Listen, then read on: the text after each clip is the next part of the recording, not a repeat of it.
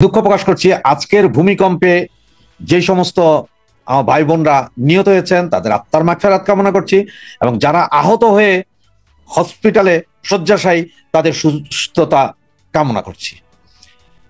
ভূমিকম্পটা প্রাকৃতিক দুর্যোগ এবং এই দুর্যোগ কখন কিভাবে আসে তা আমরা কেউই জানি না, তবে এই ক্ষয়ক্ষতি যা হয়েছে তা হয়তো পূরণ করার মতো না।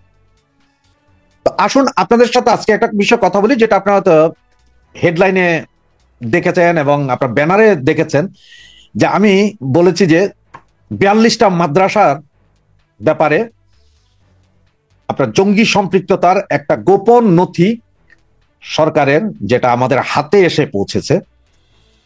তবে এই গোপন নথিটার ব্যাপারে আমার কাছে এই মুহূর্তে যেই মাদ্রাসাগুলোর নাম আছে তার মধ্যে আমার মনে 16টা বা 17টা মাদ্রাসার নাম আমার কাছে আছে। তবে সেই নথিতে, যে গোপন নথি যেটা, সেই নথিতে বলা হয়েছে যে এই মাদ্রাসাগুলোর বিভিন্নটা শাখা আছে, ওগুলো এখানে জড়িত, যার কারণে নাকি নাম হয়েছে 42টা।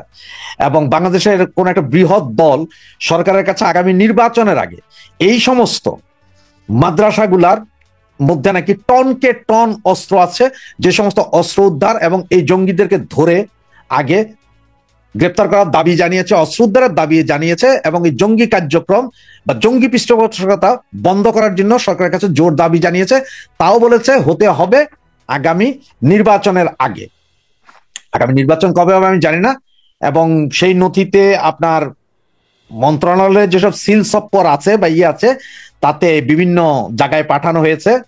এবং এই নথিটা এই বড় দলটি সরকারের কাছে দেওয়ার আগে নাকি পৃথিবীর বিভিন্ন দেশের এম্বাসি যেগুলো বাংলাদেশে আছে সেইখানেও পাঠিয়েছে। তো চলুন আজকে একটু জানি কোন কোন মাদ্রাসাগুলোর নাম বলছে এবং কেন এটা বলা হয়েছে সেটা পরে বলো। তো মাদ্রাসাগুলোর নাম এবং কোথায় কি সেটা একটু আপনাদেরকে জানাই।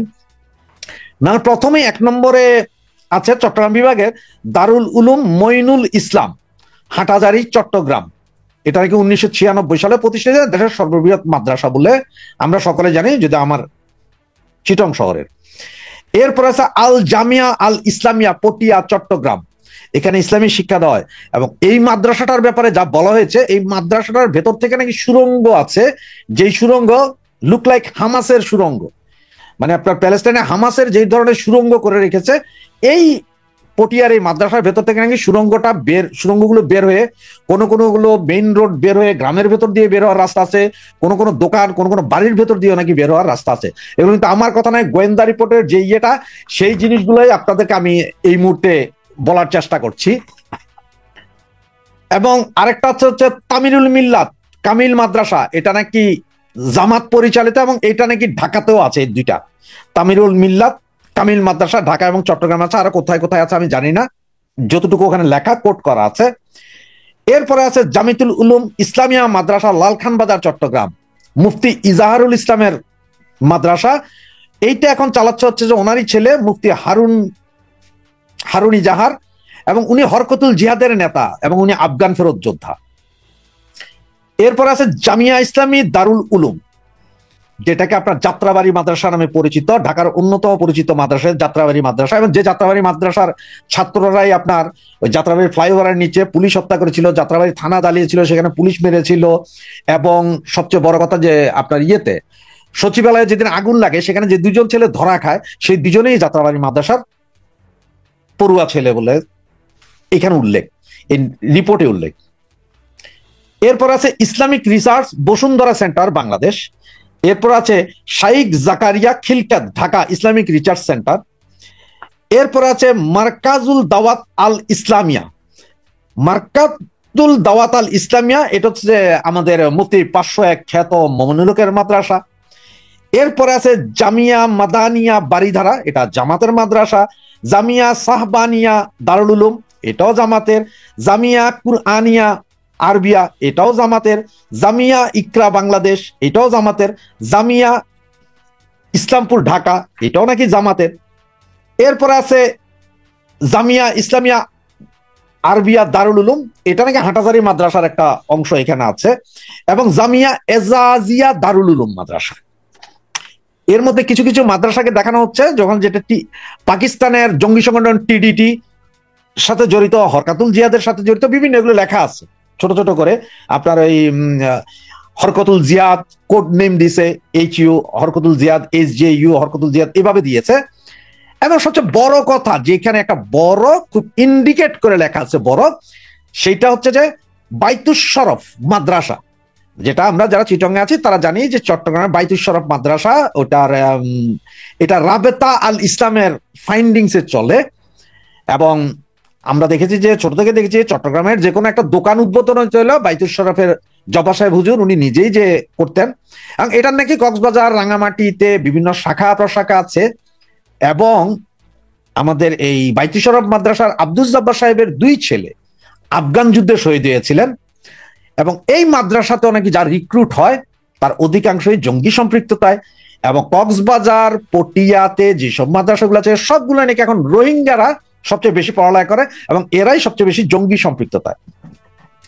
এবং যেই দল, বাংলাদেশের যেই দলটি এই লিস্টটি 42টা মাদ্রাসার মধ্যে, আমি মাত্র 16টা না 17টা বলতে পেরেছি, আমি জানি না, আমার কাছে যতটুকু পেয়েছি আমি অর্ধেক, যে এই মাদ্রাসাগুলোর ভেতরে নাকি আপনার টোটাল সেনাবাহিনীকে ঠেকিয়ে দেওয়ার মতন, মানে 24 ঘন্টা সেনাবাহিনীকে ঠেকিয়ে দিতে পারবে আপনার ভূমি যুদ্ধে, আকাশপথে নৌপথে নয়, ভূমি যুদ্ধে, মানে সম্মুখ যুদ্ধে 24 ঘন্টা ঠেকিয়ে রাখতে পারবে।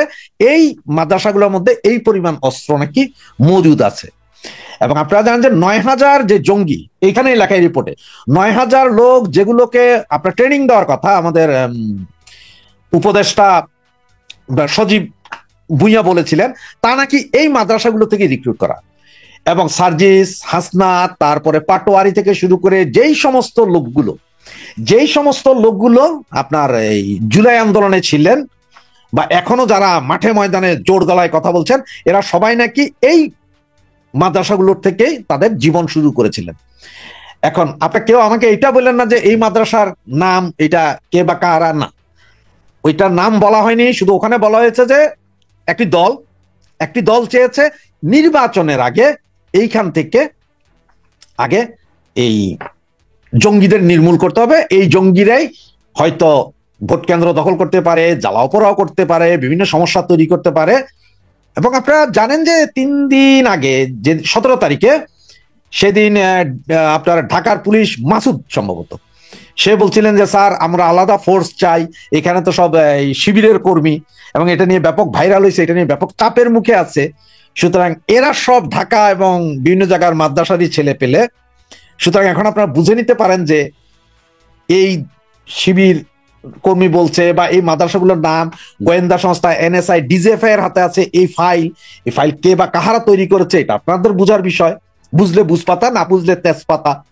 আবার এই ফাইলগুলো অলরেডি বিভিন্ন এম্বাসিতে আছে, আমেরিকান এম্বাসি, ইউরোপিয়ান এম্বাসি, সব বিভিন্ন জায়গায়।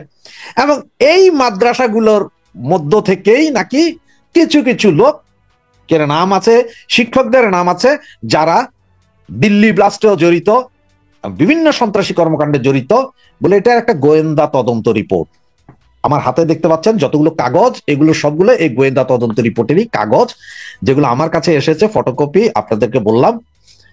বাকি এখন দেখেন যে কে বা কাহারা এটা বলেছে। এবং এদের সকলের সাথে জঙ্গি সম্পৃক্ত আছে, যেটা আমরাও বুঝি, আমরাও জানি যে এখানে সব আফগান যোদ্ধা, আফগান ফেরত যোদ্ধা, হরকতুল জিহাদ, মুজাহিদুল ইসলাম, আরো কত কিছু আছে, এগুলো সবই এই মাদ্রাসাগুলোতে।